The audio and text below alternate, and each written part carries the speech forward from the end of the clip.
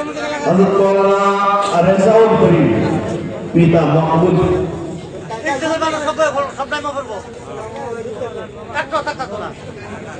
রেজাউল করিম পিতা মাহমুদ হোসেন আদর্শ মধ্যপাড়া কামদিয়া গোবিন্দগঞ্জ গাইবান্ধা। মাওলানা আবুল হোসেন আবসার পিতা আব্দুল করিম মাইশচরা হাতিয়া নোয়াখালী।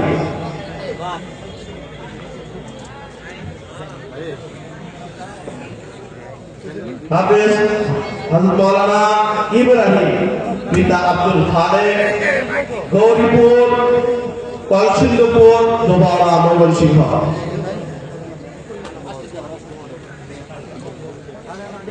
মাওলানা আসিফ শেখ পিতা হারিসুল হক কর্ণপুর গোসিনিগা শ্রীপুর গাজীপুর। আলহামদুলিল্লাহ আমাদের কর্ণপুরের আমার জাগির বাড়ি সময় আমি এই বাড়ি খেয়ে এই মাদ্রাসায় লেখাপড়া করেছি। মাওলানা আসিফ শেখ পিতা হারিসুল হক কর্ণপুর গোসিনিগা শ্রীপুর গাজীপুর। হযরত মাওলানা দেলোয়ার হুসাইন দুলাল মিয়া হায়দার চালা গোসিনিগা শ্রীপুর গাজীপুর। মাওলানা মোজাম্মেল পিতা সরুজ মিয়া গোপালপুর আসিম ফুলবাড়িয়া ময়মনসিংহ। মাওলানা আহসানুল্লাহ পিতা আলী হোসেন পাগলা মধ্যপাড়া দত্তের বাজার পাগলা ময়মনসিংহ।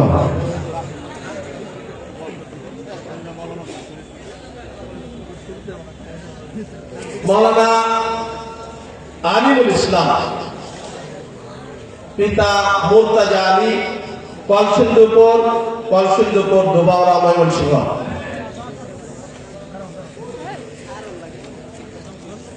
মাওলানা আব্দুল্লাহ আল মামুন পিতা নাজিমউদ্দিন বীর কাকিহারি জিনারি হোসেনপুর কিশোরগঞ্জ। মাওলানা জুনাইদ পিতা আনোয়ার হোসেন চারিখাল চণ্ডীগড় দুর্গাপুর নেত্রকোনা। মাওলানা আবু নাঈম শামসুদ্দিন আতুয়া জঙ্গল বিলদুরা হালুয়াঘাট ময়মনসিংহ। মাওলানা জায়েদ হোসেন পিতা শামসুদ্দিন গাগের মোহরদিয়া কটিয়াদি কিশোরগঞ্জ। মাওলানা আখিরুজ্জামান পিতা কলিমউদ্দিন বারুইপাড়া বাটরা নন্দীগ্রাম বগুড়া।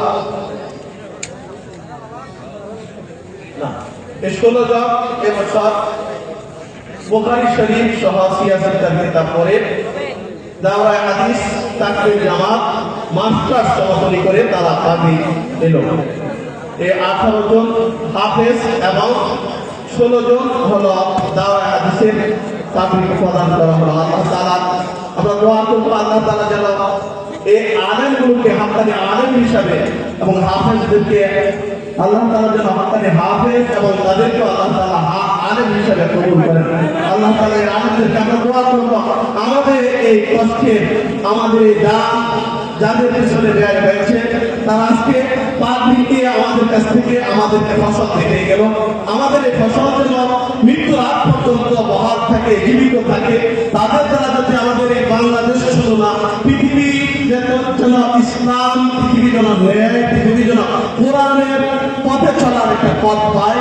হাফেজদের দ্বারা যাতে আল্লাহ তাআলা হাফেজ কোরআনদেরকে এই কোরআনের প্রতি আমল এবং তাদের সিনায় যাতে কোরআনকে আল্লাহ তাআলা সংরক্ষিত রাখে।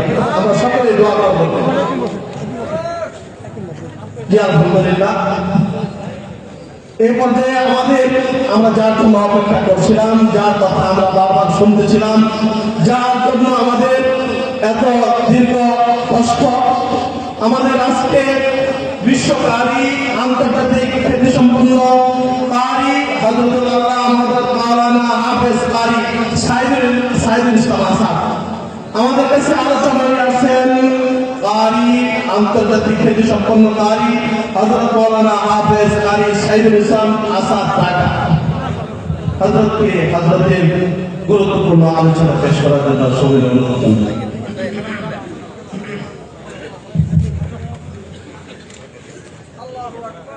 اللهم صل على محمد وعلى آل محمد كما صليت على إبراهيم وعلى آل إبراهيم إنك حميد مجيد اللهم بارك على محمد وعلى آل محمد كما باركت على إبراهيم وعلى آل إبراهيم إنك حميد مجيد سبحان الله وبحمده سبحان الله العظيم السلام عليكم ورحمة الله وبركاته সম্মানিত হাজিরিন আল্লাহর প্রিয় বান্দারা আপনারা ভালো আছেন সবাই আল্লাহ মুহাব্বতের সাথে ঈমানি আওয়াজ দিয়ে বলি আলহামদুলিল্লাহ। দীর্ঘক্ষণ সময় আপনারা বসে বসে কোরআন হাদিস থেকে মূল্যবান আলোচনা শ্রবণ করছিলেন, ধৈর্য ধরে বসে আছেন শীতের মধ্যে। এতে করে বোঝা যায় আপনারা আল্লাহ আল্লাহ রাসূলকে ভালোবাসেন, আল্লাহ কোরআনের মহব্বতে বসে আছেন, ঠিক না? আপনাদের বসা, আপনাদের আশা যদি একমাত্র রব্বে কারীমের সন্তুষ্টির জন্য হয়ে থাকে, তাহলে আপনাদের জন্য খুশির খবর, সুসংবাদ হলো, যারা আল্লাহ তাআলাকে সন্তুষ্ট করতে চায়, যারা আল্লাহ তাআলাকে রাজি করতে চায়, আল্লাহ তাআলা তাদেরকে জান্নাত দিয়ে, আল্লাহ তাআলা তাদেরকে জান্নাতের নিয়ামত দিয়ে খুশি করবেন, ঠিক কিনা বলেন? আল্লাহ তাআলা প্রিয় বান্দারা, এতক্ষণ পর্যন্ত যে কোরআন হাদিস থেকে মূল্যবান আলোচনা শ্রবণ করছিলেন, এখন সরাসরি কোরআনুল কারীম কালামুল্লাহ শরীফ থেকে তেলাওয়াত হবে। কোরআন আল্লাহর জবানের কালাম। কোরআনুল কারীমের তেলাওয়াত শ্রবণ করলে এক এক হরফে 10 নেকি। সুবহানাল্লাহ বলেন। কয় নেকি ভাই? 10 নেকি। আমরা অনেকেই কোরআনুল কারীম পড়তে পারি না, কিন্তু আমরা শুনতে পারবো তো ইনশাআল্লাহ। আল্লাহ তাআলা নিজে বলছেন, ওয়াইদা কুরিআল কুরআনু ফাসতামিউ লাহু ওয়া আনসিতু লাআল্লাকুম তুরহামুন। নবী আপনি বলে দেন, যখন তাদের সামনে কোরআন পড়া হয়, যদি তারা চুপ করে কান লাগিয়ে কোরআন শোনে, আমি আল্লাহ তাদের উপর রহমত নাজিল করি। সুবহানাল্লাহ। কোরআনুল কারীমের তেলাওয়াত শুনলে আল্লাহ তাআলার পক্ষ থেকে রহমত নাজিল হয়। কি নাজিল হয় ভাই? আল্লাহ তাআলার পক্ষ থেকে রহমত নাজিল হয়। আর গান শুনলে আল্লাহর গজব আসে, ঠিক না বলেন? আজকে যে ভূমিকম্প হয়, বিপদ আসে, মুসিবত আসে, এগুলোর একমাত্র কারণ হলো সমাজের ভিতরে গান, অশ্লীলতা বেড়ে যাওয়ার কারণে, ঠিক না? সুতরাং আমরা জমে জমে বসে বসে আল্লাহ তাআলার জবানের কালাম কালামুল্লাহ হাকীমের তেলাওয়াত আমরা শ্রবণ তৌফিক দান করুন।